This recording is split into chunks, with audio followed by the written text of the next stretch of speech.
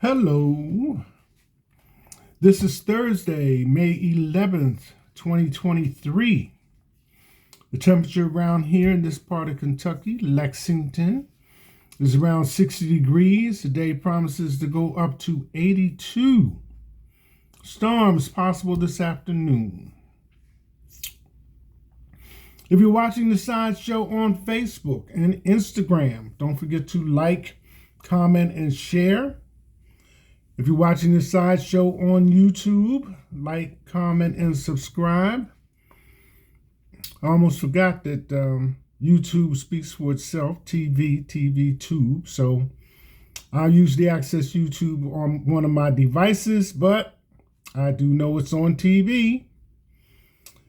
The Sideshow coffee cup. You can buy from me for $17 plus shipping and handling. Pay me through Cash App. $ TR Parker 1. And if you would like to just contribute to the Sideshow, use PayPal. Couple of things today. Start out with welcoming the WWE. I've been contacted by several members of the female wrestling side of WWE over the past month. Matter of fact, since last year. And now it's kind of gotten to be sized to be a group. So I thought I would acknowledge them and say, welcome, ladies. Being part of the Sideshow. Enjoy your stay. Speaking about athletes, NBA playoffs. Now, I know we have these every year, and these are professional athletes. And, you know, like with anything, that good job, got your pay, you got your benefits, paid time off, and sick leave. And if you're with the government, you got your TSPs as comparison. Thrift saving plans. If you're in the private sector, you got your 401k. And who is not appreciative of somebody that loves something so much that they want to be good enough to get paid for it, especially an athlete? So here we are in Game 5 last night. So Game 5 is always like, especially when it is sitting as it is in this series, 3-2, as it was last night on both games, it's either win or go home. So, speaking of the Lakers, and, well, the game before, it was the Knicks and Miami. Let's start there. And you have to understand that I have a special affection being in Kentucky, for how many players have come into the NBA from the University of Kentucky under Coach Cal. So it's like, I'm older, so I'm going to say it. So it's like your children, you know, playing against each other. You know, since I'm an older guy, I'll do it like that. So you're just glad to see them out there. They all had their skills, you know, and since Stephen A. it took 4 minutes to say what he wanted to say, Julius Randle performed. 22 points or more at least. And for Miami to come back from 30 points to within 7 as a final score, I think that's a pretty good thing. So you got Bam out there and some other people, and it was just an amazing game to see all that happen. And then you had the Lakers. So you got AD, and I think the last scoring session that I remember he had, like, since the playoffs started, was like, and if the score's not exactly right, it was impressive anyway. 40 points, 23 rebounds, and like 10.3 assists. I was like, whoa, that many rebounds? So when he got hit in the head last night, it was like, I guess he's going to take a minute because, it is the playoffs. There's going to be a certain amount of physicality, and it's like, who wants it the most? Who wants it the most? But it was 3-2 with Miami and the Knicks, and it was 3-2 with the Lakers and the Warriors. So now on to Game 6. But speaking of the Lakers, I don't know if it's whether I miss it when it first happens or whether it's when they decide to let people know. But Vanessa and Paul Gasol. Paul Gasol had his jersey retired to the rafters for the Lakers, and he gave a little speech. Vanessa was there, which is a tribute to him. And in her part of it, she gave some kind words, and also she shared a video clip, excuse me, of Kobe speaking about the same thing, And I don't have the clip where you can hear it for yourself, but just to epitomize, he said, yeah, we worked hard, and it's going to come a time when your jersey is going to be retired to the rafters, speaking about Paul Gasol. So I'm looking forward to it. And sure enough, Vanessa, brought that clip with her and played it for the audience that was present for Paul Gasol's retirement of his jersey. So that was a real nice moment. Everybody's heart was full. So, Lakers and Vanessa.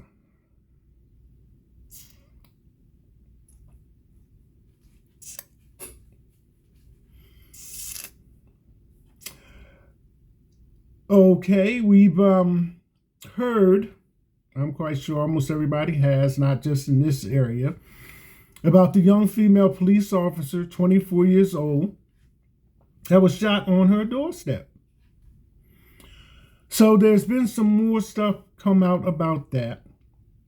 So it came out that there are 4 teens involved. And by that, I literally mean teens. The oldest is 18, and the youngest is 16. And I would share their names, but, it's a serious situation, but it does have a little bit of humor. I would have trouble pronouncing these young men's names on one of my best days. And it brought to mind that SNL clip with Keys is calling roll in the classroom, and he's pronouncing the names the way he thinks they should be pronounced. And the students are trying to correct him. And he's like, say it, he's sticking with his pronunciation. So it just seems like when the news hits with a lot of these incidences, these names are almost unpronounceable that these parents have named their children. And again, I know it's a serious matter, let alone knowing how to spell it. So this is a situation with these 4 young men, but the 16-year-old has been charged as an adult. So these are the facts surrounding it as I was able to gather them. She's coming in the door, speaking of the 24-year-old female officer, and they pull up in a car and start shooting. She draws her weapon, fires back, but she's hit and goes down. So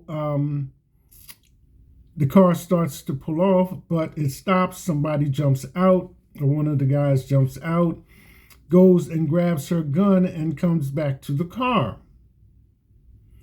So they pull off. Now, this is all on surveillance video. Then there's another surveillance video of them in another location, setting the car on fire and burning it. Come to find out the car was stolen. So now, one of them decides to call somebody that he knows and talk about what's happening or what has happened. So it seems that they just got the idea that they were going to rob somebody. And the person that they called, I imagine they were probably in disbelief. I mean, I know you didn't just tell me that you went and shot somebody and trying to rob them in a stolen car, you know? Because I would have said, no, I know you're not telling me that, and it's all over the news. So anyway, maybe it wasn't over the news at the time. But anyway, you know, people have perceptions of things, and, you know, this person told the police, you know, and I can understand it because, like, I'm not in a gang, all right? So you tell me something that's just a little bit too weird, you know, I'm thinking, well, I've got to protect myself. So this guy went and told the police and had the police listen in on a phone call, excuse me, called the guy back and to like, man, are you serious what you was telling me before? And apparently he went over it again and the police heard him. So there you have it. So when they brought him in, that was the story. They was just trying to rob somebody. And 16 years old, the youngest, sentenced as an adult, and 18 was the oldest in the group, and it was 4. So what had happened was when the officer got shot, she called 911 on her Apple Watch. So in that area of Chicago, they have something called even if I'm not giving it its proper name, that alerts them to shots fired. So the system alerted the police department to that situation incident. From the time that they got the call to the time that the officers arrived and got the young lady to the hospital was about 30 minutes. And she was pronounced dead at the hospital.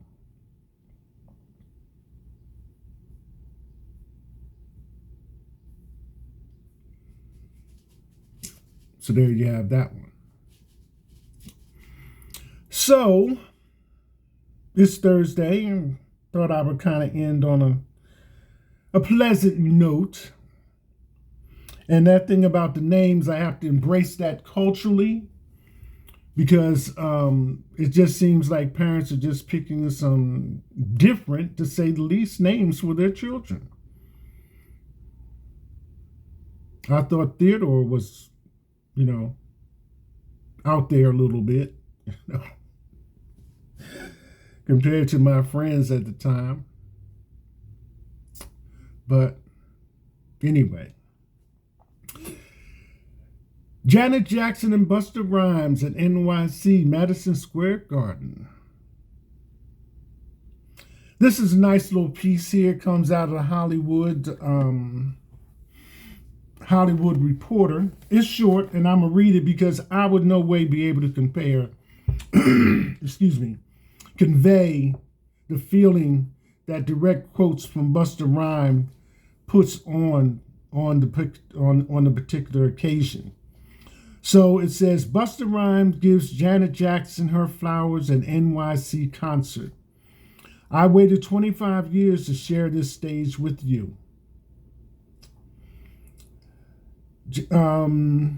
The rapper surprised the Madison Square Garden audience by reuniting with his What's It Gonna Be collaborator and delivering an emotional speech and birthday cake.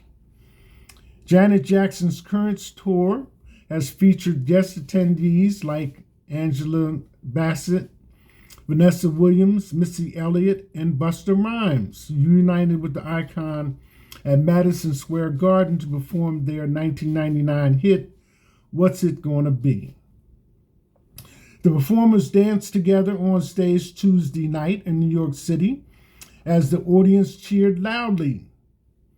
Rhymes then gave a 5-minute speech honoring Jackson by giving her flowers, literally. Queen Royal Empress Janet Jackson. I said Queen Royal Empress Janet Jackson, he yelled as Jackson watched in awe.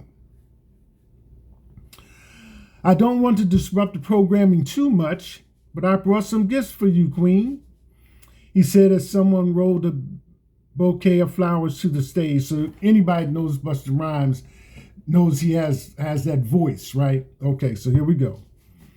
We're going to give you your flowers. I'm going to give you your bouquet while you can smell them. Oh my gosh, Jackson replied. In 1998, 25 years ago, I'm on the Belt Parkway going from Long Island to Manhattan. I'm listening to Janet Jackson do an interview with Angie Martinez promoting the Velvet Rope album. Angie Martinez asked her, "What rapper have you never worked with before that you would like to work with?" She said, "Busta Rhymes," he recalled. "Excuse my language, but I almost crashed my fucking car," he continued.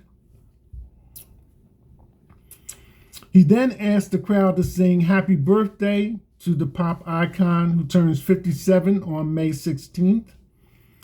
That was followed with a birthday cake, which included images of Rhymes and Jackson on the set of the futuristic music video, What's It Gonna Be?, which was one of the most priciest music videos ever made at about $2 million. To this day, our video is the most expensive hip-hop video ever made in the history of hip-hop culture. You cannot play with the Royal Empress. Please know that," Rhymes said. The rapper then honored Jackson ahead of Mother's Day, which is Sunday. "This is one of the most beautiful, most gorgeous, one of the most incredible souls as a mother walking the face of the earth. Please make some noise in advance for the beautiful Janet Jackson for Mother's Day." He finished by telling Jackson that reuniting was a lifelong goal of his. "You finally made a dream come true for me, Queen. I waited 25 years to be able to share this stage with you and perform this song. And I am so grateful that I'm fighting tears of joy right now," he said as he choked up. "I just want you to know that I love you so much." "I love you more," Jackson replied. "Bus, you got me so excited," she said, then launching into her 2006 hit, So Excited. Tuesday night's concert was Jackson's second sold-out night at Madison Square Garden. The best-selling singer performed hits like That's the Way Love Goes, Together Again, The Pleasure Principle, Rhythm Nation, Control, I Get Lonely, All for You, and more. Other guests to visit Jackson's Together Again tour included Keke Palmer, Gabrielle Union, Alicia Silverstone, Questlove, Maxwell, Sierra, Sherry Shepherd, Patrick Ian Polk, Jermaine Dupri, Yvette Nicole Brown, Christian Siriano, and Beth Ann Hardison. The tour kicked off last month and will wrap on June 21st in Seattle.